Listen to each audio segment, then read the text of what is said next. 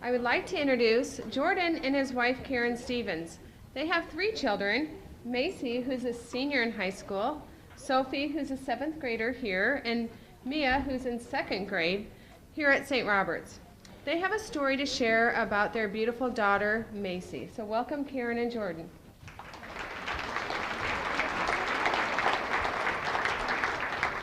Well, thank you. We do have to speed this up because the Huskers play at 8:30, right? Got to get this show on the road. Thank you, Macy, for coming to this event tonight and for being such a fighter. She still fights with me. She's 17. These days we fight about different things, but I am going to read this. It's more of a story, and I have my readers because I have small font here. So on December 2nd, 2015, Macy had her umpteenth heart cath. I can't remember. Joan maybe could tell me how many heart caths she's had. And it was a different feeling. She volunteers now at Children's. So when I was walking through the hallways, I was a little sad for different reasons. For one, she's going to be 18 soon. She's going to go off to college. For another one, she's going to have to go to UNMC. And that's going to be different for me. But yeah, I'm probably more scared now that she's going off to college than I was when she was born and going through all the surgeries. So bear with me. I read this the other day to my seventh grader Sophie, and I cried and cried and cried. But I think I'll be okay today. But she's my backup if I start crying. So, because when you go through something like this, you live day to day, and you get through every single day, and then all of a sudden you write it down on paper, and you're like, wow.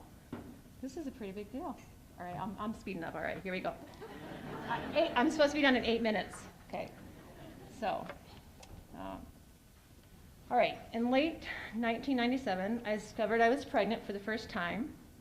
We were 27, married for 2 years, and ready for the next chapter of our lives.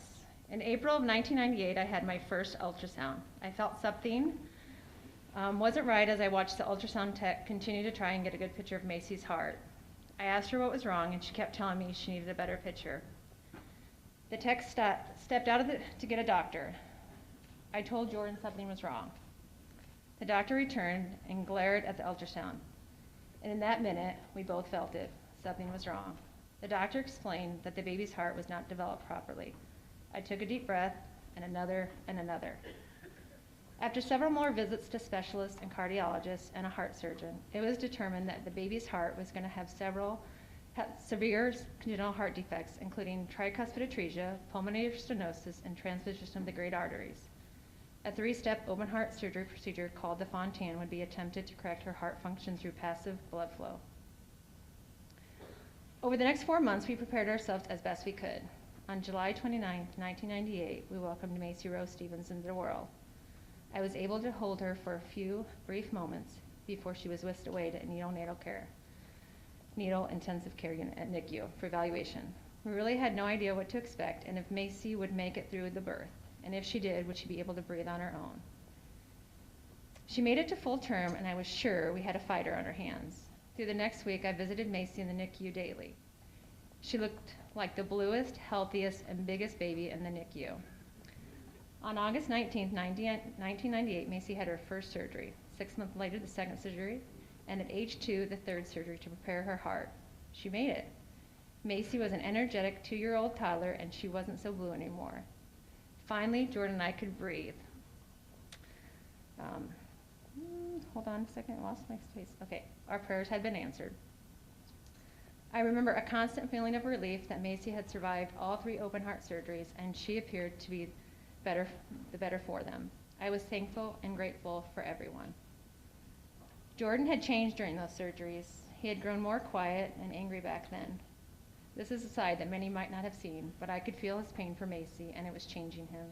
He was not happy that this had happened to Macy, and I always thought he felt like the heart issues were somehow because of him. I hope that Macy's newfound health would be enough to get Jordan to a better place. On July 2001, Jordan and I were headed out to celebrate our 5th-year wedding anniversary. Macy was now 3 years old. I had recently been out of town for work and thought Macy looked different. Her eyes were puffy, and I was convinced she had an allergy of some sort. I think Jordan thought I was overreacting again. I do that on occasion. Actually, I still do. Like when Macy was 4 months old and I thought she had possibly died in the car seat and flagged down a car, waving my arms, hysterical on the side of the road. Car seat out, man was looking very scared. Called him over to the car seat. He looked at her and she breathed. I looked at him, I'm like, oh, she's okay. Probably one of the many times that I thought she was not breathing. I'm sure somewhere out there that man is telling a story about a crazy lady on the side of the road. That's me. So back to Macy's puppy look. I took her to our doctor, and our regular doctor was not there, and so there was a new doctor. He was an intern, and he told us to go to Children's for some tests, and that was that was normal. I mean, anytime Macy went to the doctor, she could have a cold, and we'd go over there for X-rays. So this time we went to Children's and got an X-ray. I'll never forget that day. Huddled in a small waiting room at Children's, I knew something wasn't right. Dr. Fletcher came into the room, and I'll never forget these words, because I didn't believe them. Macy's a very sick little girl. I remember thinking and looking at him and saying in my mind, no, she isn't. You don't know her. She's tough. She's not sick. She's a fighter. Macy and I were life flighted to St. Louis Children's Hospital to be evaluated for a heart transplant. Jordan drove to St. Louis. This time I was mad, and I was upset, and I was furious. I hated St. Louis, the hospital, you name it, I hated it. During this process for Macy to be eligible for a new heart, our family had to be evaluated. We had to meet with a psychologist to talk about Macy. Great. After our talk, I was called back to visit with her again. Jordan had to fly home to work, and she recommended that I come alone. She gave me the best advice I've ever received. I lived those first 3 years thinking Macy would die at any moment.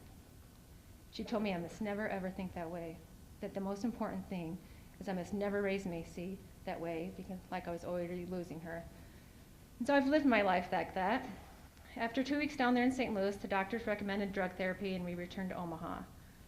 The doctors thought Macy would need a heart transplant at some point in her life, and they estimated it would be in the next 2 years. So I think it should be about 5. In September of 2001, friends and family had a fundraiser for us. Make-A-Wish sent us to Disney World. We were so lucky to have so many family, friends, and strangers wish us the best and be there for us at every turn. This was the turning point for me. On October 17, 2003, we welcomed Sophie to our family. Proud sister Macy held her, and I swear I saw a look of confusion on her face because she figured out she wasn't the only child anymore. In September of 2006, Macy entered the hospital. It was the first week of school. Macy had been vomiting. Jordan called me from home and told me to come home and take a look at her. I took one look at her, got her in the car, yelled back at him to grab her medicine, and there we go. We went to the hospital. I didn't want to stay and get her medicine, and I didn't want the nurses to ask me what medicine she was on, because she was on so many, and I couldn't remember the names or the dosages, so I was like, grab the medicine. Turns out that was a pretty good move on our part, because when we got there, Macy was toxic. She had gotten a prescription from the pharmacy, and it had the wrong medicine in it. That was a tough week for me. That hit me pretty hard. I think I cried an entire day on that one. Gotten her through all these surgeries, thought I was doing everything right, and then life hits you like that. It sneaks up on you. On October 14th, 2007, we welcomed Mia. Proud sisters Macy and Sophie were super excited, and now we were outnumbered. In July of 2008, I got a call at work. Honey, Macy wants to go to the emergency room. And I took another deep breath, and I said, well, she's 10 years old now, and I can't imagine her asking to do that unless she really needs to go.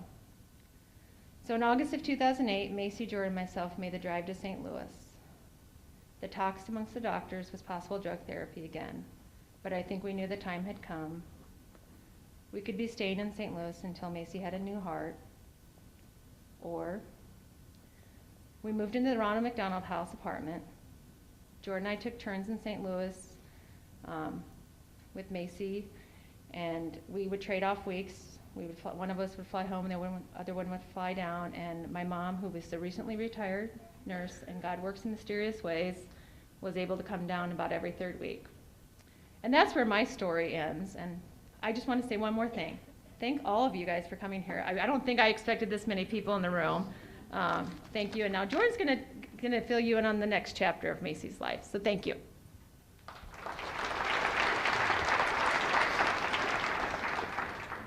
So our wait in St. Louis, we went down in early August, and we waited 4 months, and on December 2nd, 2008, I was here in Omaha, and Karen was down in St. Louis with her mom and Mia, and got the call that a heart had come available and they had found a match, and it was about 6:30 in the evening, and I was at a friend's house, didn't have my cell phone, and Karen had tried to call me frantically several times to tell me to get on the plane and get to St. Louis.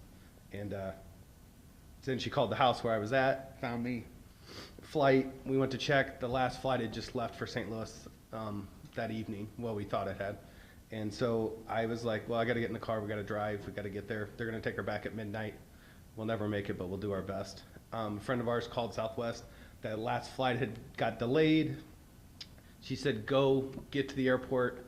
I was gonna drive myself, my friend came and picked me up, and we raced to the airport. She was trying to call the police on the way to let them know that there's gonna be a white SUV going 80, 90 miles an hour on the interstate, trying to get to the airport. So she called us back and said, there's a cruiser waiting for you on 84th, and we're like, we're at 60th. We already blew past 84th, so let them know we're farther along than that. So I make it to the airport, I run in, and there's 2 people in line, and I'm like, I'm standing there, and the lady's like, you look kind of anxious, and I didn't have a bag either, and she's like, and I go, it's a very long story, but I'm trying to get St. Louis because my daughter's having a heart attack. She's like, go ahead, go. And so went to the front of the line, I bought a ticket, and she goes, well, the plane hasn't left yet. I'll call ahead and let them know you're coming. So I remember turning around, running with the receipt and the ticket stub, take off running, and I hear, we got a runner, and I'm running through the airport. Running to the airport, I make security, and there's about 10 people in line. And I'm like, oh my gosh, I'm not gonna make this. And now they're paging my name. And so I'm standing there in 10 feet line. So I finally go to the front of the line, I ask the security guy, I'm like, that's my name, they're paging me, I'm trying to make this flight, my daughter, and he's like, sir, you probably need to get to the airport a little bit earlier for your flight, so this doesn't, and I was like, and someone behind me, I think, said, go ahead, it's fine, let him go through, and so I did, and ran through, they closed the door behind me, got on the plane. I remember thinking, oh my gosh, now what happens? I get to sit on this plane for an hour and 10 minutes and wonder what's happening in St. Louis. And it worked out. Made it in time. Karen's mom picked me up at the airport, got to hospital about 10:30, saw Macy for an hour and a half or so. They took her back about 12:30 or so. And Karen and I went and sat in a deserted wing of the hospital, just the 2 of us. And we just sat there, and it was just us. There was no one in these other rooms, and we kind of wandered around. We sat there, we stayed up all night. We were up dating Caring Bridge. When I left the airport in Omaha, we'd run into a friend, and Karen's cousin actually, who was flying back to Chicago, and that friend had already started notifying everybody. So by the time we had called people, other people had already posted on Caring Bridge, good luck and everything. It was this really massive overtake of all these people talking to one another. So that morning, at 5:52 a.m., Macy's new heart beat for the very first time. And we saw her about 7:30, 8 o'clock that morning in intensive care. I went and visited her and sat there and just tried to figure out what was next and what was going to happen and how this heart was going to cooperate with her body, and having read all the articles of rejection and all these issues. And so she did extremely well. And believe it or not, 2 weeks later, we were driving home to St. Louis. From St. Louis to Omaha, which was amazing. She was home for Christmas, and that was her big wish. Can I be home before Christmas? She missed her friends so much. In August 13 of 2013, I got a voicemail on my phone, and the voicemail said, "Hello, Mr. Stevens, this is Deborah King. I'm Cameron's mom. Macy has Cameron's heart. I wanted to see how you're all doing and talk with you about some things. Please give me a call when you can, and I hope all is good with Macy and your family. I love you all." And I remember hearing that message and playing it back 4 or 5 times and wondering, holy cow. We'd always wanted to meet the donor family. We'd sent letters. And now here was his voice of a mother who our daughter happened to have her son's heart. So it took 3 days for me to call her back because I didn't know what to say. And I called her, and she was this very bubbly, outgoing, vibrant personality. And she was calling to invite us to what would have been Cameron's sweet 16th birthday party celebration in Gulfport, Mississippi. And, thank you, sorry. And to invite us down there, and said they were going to do a celebration, everything like that, and that she would love all of us to come, including Macy. And part of the problem with it was Macy knew what had to happen for her to have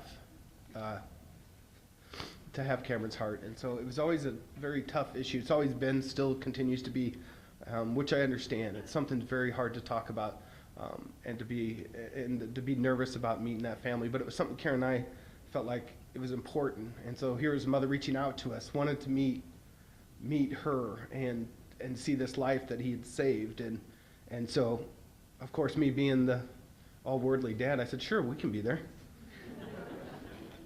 Knowing it's going to be a big problem with Macy, and saying I wouldn't miss it for anything, and thank you for inviting us. And I remember Deborah saying, what do you mean? Like we would have this party without Macy? Like she was part of their family already.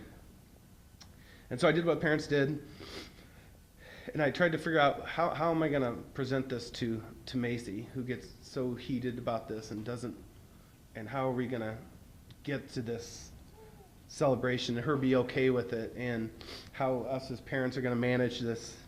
And so I come up with this big elaborate speech, and I'm like, all right, this is what I'm going to do. I'm going to get ready. So I sit our golden doodle down in the living room, and I tell him, okay, this is what I'm going to do. And he stands up for a minute, he looks at me, and he just kind of walks down the hall to the back bedroom. I go, now if she does that, that's not too bad. I can deal with that. She wasn't happy with this, but us being wise parents that we are, we wrapped it around a New Orleans vacation, visiting her favorite cousin, and going to the beach with a stop in Gulfport. And that's what we did. And to go back, so Miss Deborah, because everything in the South is Miss Deborah, I'm Mr. Jordan, and Miss Deborah had sent us a letter prior to that, and May 17, 2009, we received the very first letter from her. At that time, we didn't know names. We hadn't got to that point where we had changed information. We were doing an anonymous letter. We had wrote an anonymous thank you. They returned anonymous, saying, hoping, your child's doing great with his heart. And Karen and I had gone to the beach that summer, or Karen's place, her sister's place in Gulf Shores. And we get home, and there's a stack of mail being gone a week, and we're going through mail, and there's a Alabama organ recovery letter in the stack, and I'm like, that's strange, So we open it up, and we just thought it was more paperwork, something to do with the transplant, and it's a letter. That was the very first letter we received from her. And parts of that letter, it was this handwritten, hand-scrawled 5-page letter with pictures in the back of this little boy, and just this tear-stained paper that was just this letter that we both couldn't hardly read, and it was 2 a.m. We couldn't sleep obviously after that. But part of that letter reads, "Excuse my spelling because I am crying writing this letter, not for sadness, but for happiness for Macy and your family." Cameron at that time, we didn't know Cameron's name at that time. He had just turned 11 years old on November 25th, on our wedding anniversary, and we were celebrating his birthday at the skating rink. He was so happy that day. They skated for about an hour and a half, and then he came to me and said, "Mommy, my head hurts real bad. Please get me to the hospital." That's when it was over. He never said nothing else. And he passed away shortly thereafter of a brain aneurysm at 11 years old.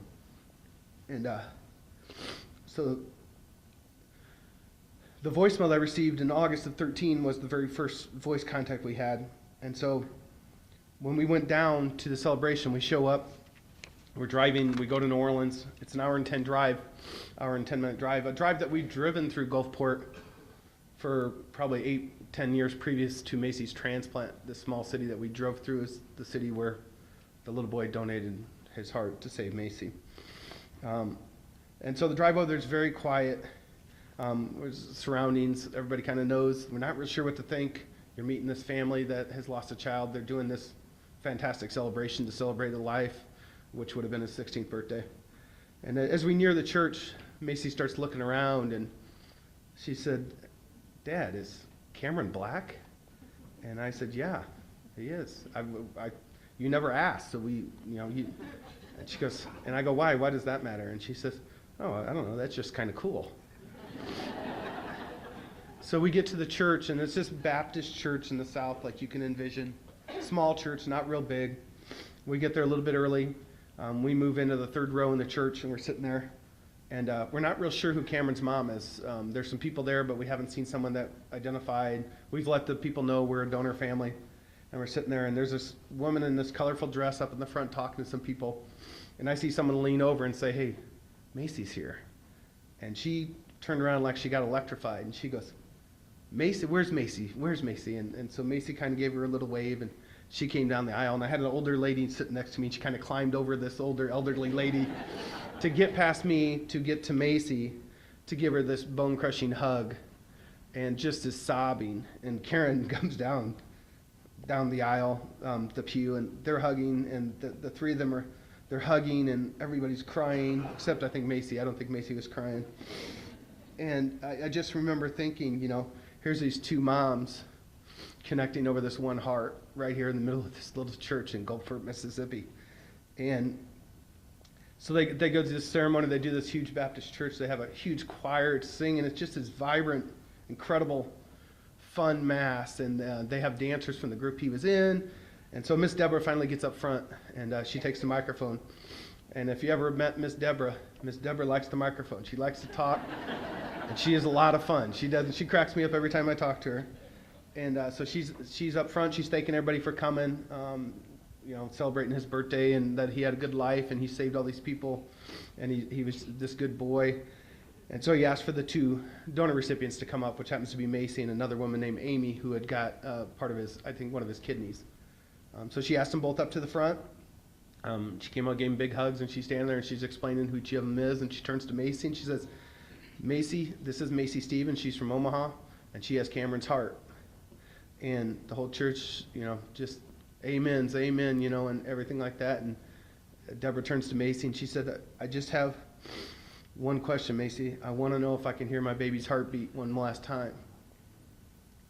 And Macy nodded and said, "Yeah, And she leaned in and rested her head on her chest and listened as tears just streamed down her face. And she was reunited with her son's heart for just that moment. And I remember just watching that. Everybody watching that thinking, "My gosh, that's amazing." And so this thing winds down. We're meeting everybody. We're meeting family. We're meeting friends. One of Cameron's friends comes over named Travis, and he's like, "Can I take a picture with you, Macy?" Because I was best friends with Cam when I was little. And they're telling stories about his football playing days and his friends in the old neighborhood. And it's just this, finally all these holes are filled in, and you feel like that they're not, as much hurt and pain they went through. They felt so relieved that we would bring Macy there, that Macy would be part of that. And it was incredible. It was incredible. So as we depart, we're finally leaving the church after 3 hours, I think. And Miss Deborah stops Macy, and she gets a hold of both her shoulders, and she looks right at her, and she says, "Now, Macy, that's a good heart you got there. It's the best heart you could have gotten." And Macy says, "I hope so." And Miss Deborah says, "Oh, no. There's no hope. I know it's a good heart. It's the best heart you could get." And so nowadays, our life now, Macy's life now, she's a senior, soon to be going off to college, like Karen said, which terrifies us like it terrifies anybody. She had her heart cath December 2nd. It came back at 1R. She's got a little bit of rejection, but in general doing very good. Health-wise, it's been fantastic. I speak to Miss Deborah on a regular basis. I always have to try to carve out some time because it's always a half-hour conversation, which I love. It's just sometimes it's hard, but she did call me today. She called me 3 consecutive times today, and I have a Bluetooth phone in my car, and she was trying to FaceTime me. And she was upset I couldn't FaceTime her while I was driving. And I said, Miss Deborah, I'm going to call you back. And so, in closing, I just wanted to say, in 2008, when Macy was going through all that waiting, we had just recently got more involved in the parish through CCD and other things. In 2008, St. Robert's threw the most incredible fundraiser and supported us. We were new to the parish. We didn't know a lot of people. And this incredible, I'll never ever forget, being in the lunchroom basement and going outside and looking around the corner and looking up the street, up the parking lot, the number of people that came out and supported that fundraiser for us, for Macy, for this little girl that was going through a tough time, but all these incredible people came out from this parish, supported it, the nights, everything. It was just this incredible thing that just another incredible many things that go along with this whole scenario with Macy and what's happened in her life and how it's changed us and opened our eyes and made us more focused on things that matter. So in closing, I just want to say a quote from a song that Macy played for me one time, a long time ago in the car. And that was something we used to do. I used to say, play me a song, Mace. And she'd be like, no, you're going to make fun of me. And I go, no, play me a song because you got good taste in music, play me something. And so she played me a song. And this is one of the songs she played me. It's called You Have Time. Think of all the roads. Think of all their crossings. Taking steps is easy. Standing still is hard. Remember all their faces. Remember all their voices. Everything is different the second time around. Thank you very much.